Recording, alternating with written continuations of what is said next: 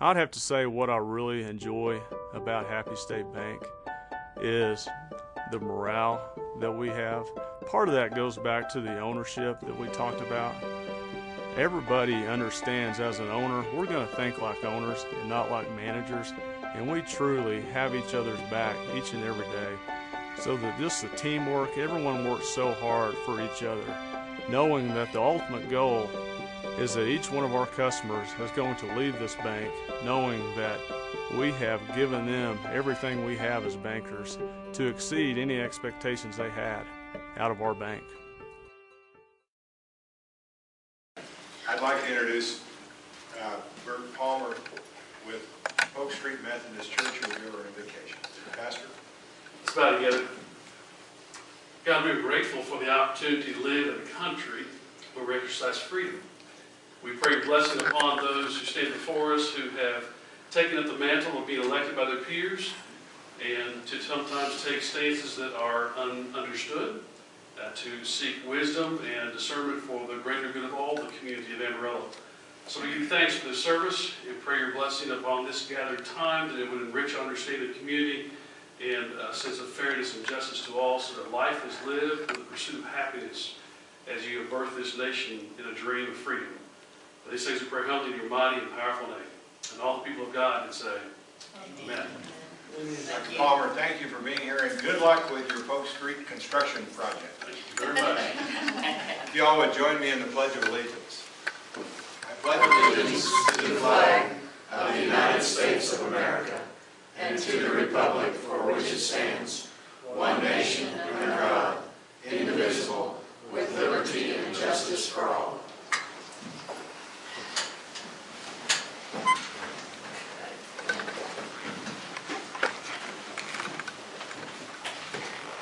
Good afternoon, and welcome to the regularly scheduled meeting of the Amarillo City Commission, held this Tuesday on the third floor of City Hall at 3 p.m. The first item of business on today's agenda is the minutes from last week's meeting. That meeting was from April the 10th. And do we have any additions or corrections to the minutes as presented? Not, I'd entertain a motion. Mayor, I would move for approval of the minutes as presented. I second that motion. We have a motion and a second. All those in favor of the minutes? Aye. Opposed? That passes with a 5-0 vote. Ordinance number 7326. This is the first reading of an ordinance changing the zoning of an 8.32 acre tract of unplatted land in section 39, block 9, BS&F Survey, Randall County, in the vicinity of Bayswater Road and Greenways Drive, to change from agricultural district to residential district 1 for single-family detached home development. This is recommended for approval by a 6-0 vote of the Planning and Zoning Commission. And Mr. City Manager, do we need an explanation of that, or could we get a brief one? Mayor, certainly be glad to provide a brief explanation, and Mr. Shaw or myself would answer any questions you might have. This is a continuation of the development in the Greenways subdivision. This and the item that will follow immediately are zoning two new sections for development. This one is residential 1, which is the larger lot, larger home.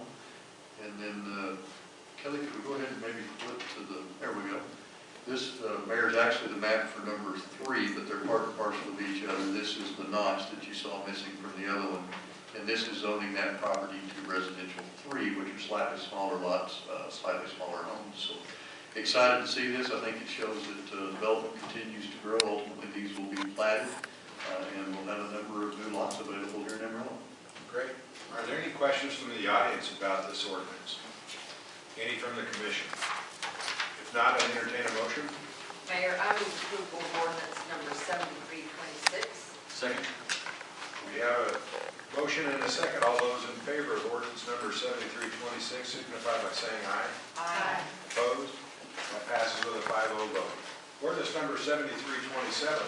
This is the first reading of an ordinance changing the zoning of a 2.91 acre tract of unplatted land in section 39, block 9, BS&F Survey, Randall County, in the vicinity of Bayswater Road and Greenways Drive, to change from agricultural district to residential district 3 for single-family detached home development.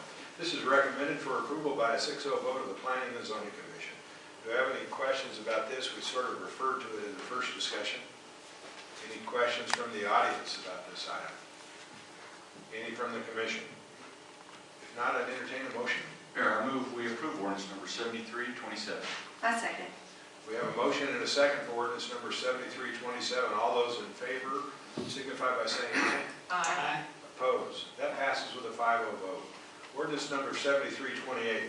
This is the first reading of an ordinance annexing 653 acres of land in sections 62, 63, and 74, Block 9, BS&F Survey, Randall County.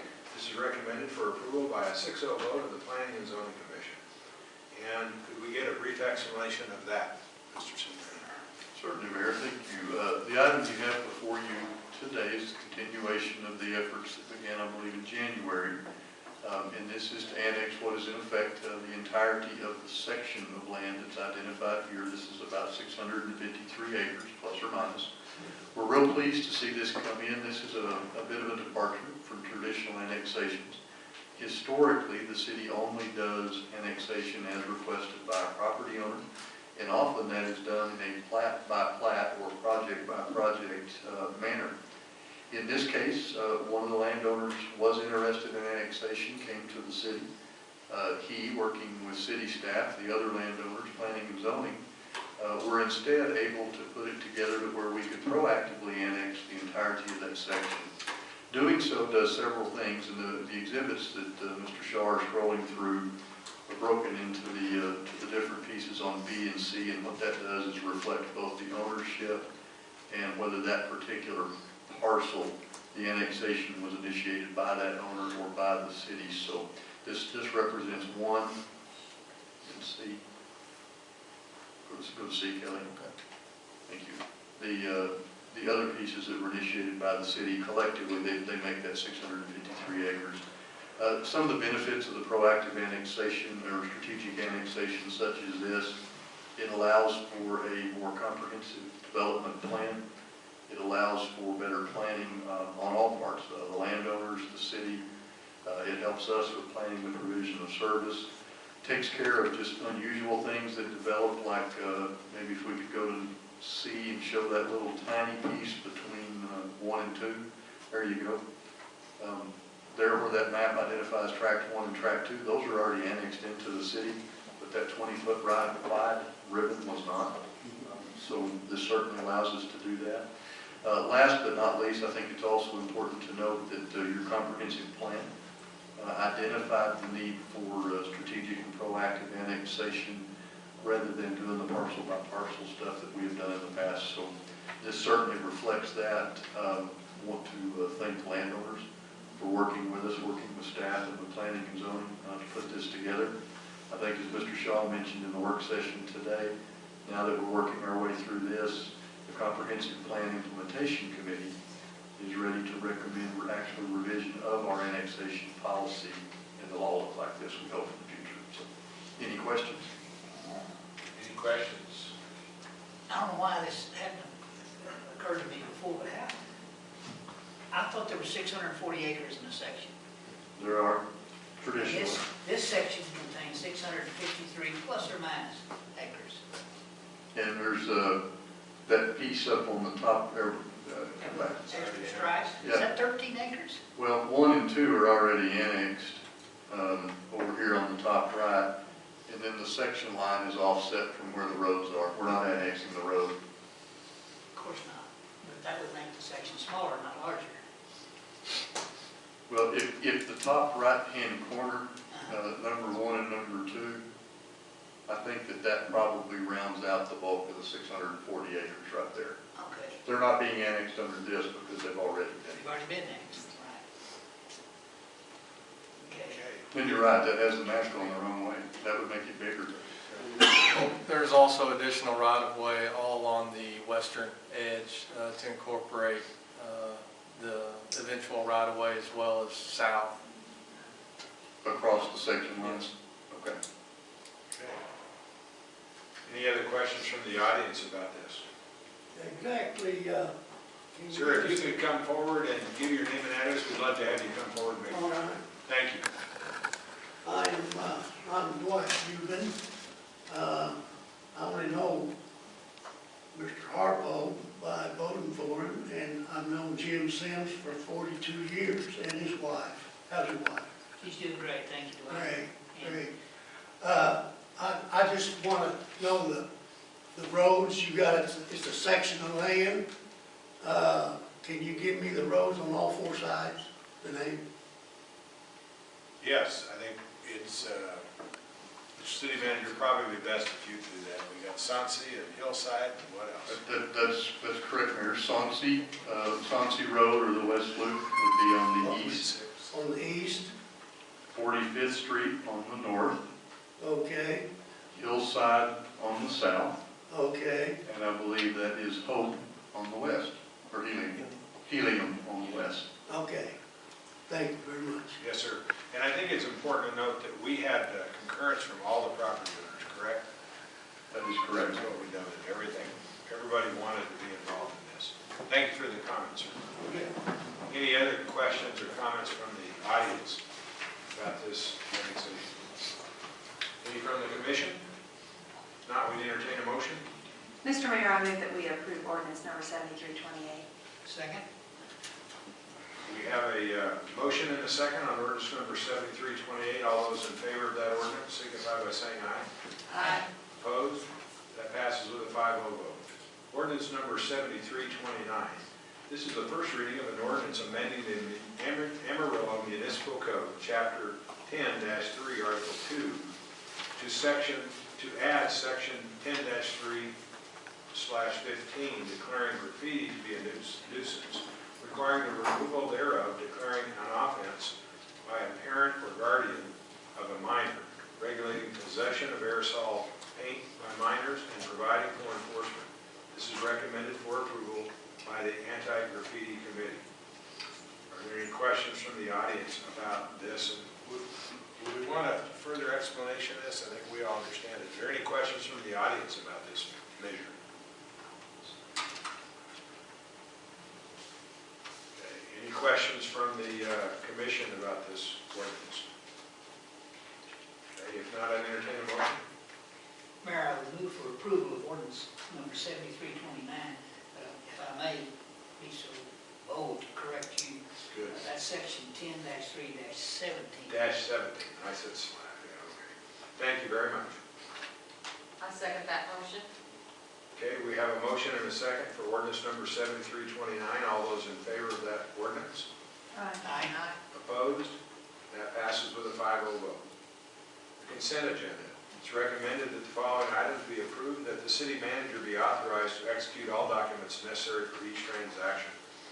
A is the purchase of utility vehicle and tractor. B is the purchase of LED traffic lights. C is the application of family self-sufficiency coordinator. And are there any items on the consent agenda that need to be removed by a commissioner for separate consideration? Are there any items that need to be discussed by the audience on the consent agenda? By the commission? If not, I'd entertain a motion. I move that we approve the consent agenda as presented. Second.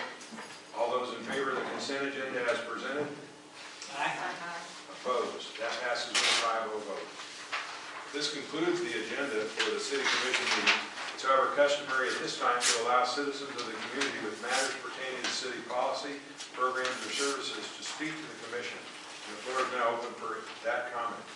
If anyone would like to come forward, we welcome your comments. Sir, please.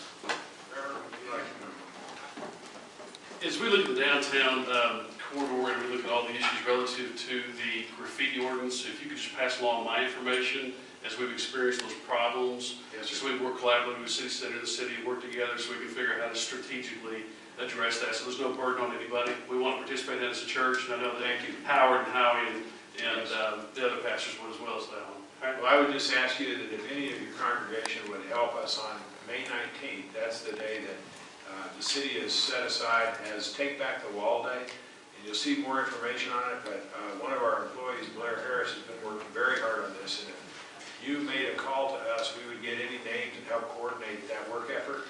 We already have about 50 or 60 businesses that have agreed to let us remove it. So we're getting volunteers to help us do that job. Thank you for contact Blair Harris, who's the best contact. That'd be great. Thank you very much. That'd be great. Hi, Blair. Okay, thank you. You're efficient. Thank you. Any other comments from the floor? If not, the meeting will be adjourned. Thank you so much for being here today. Thank you.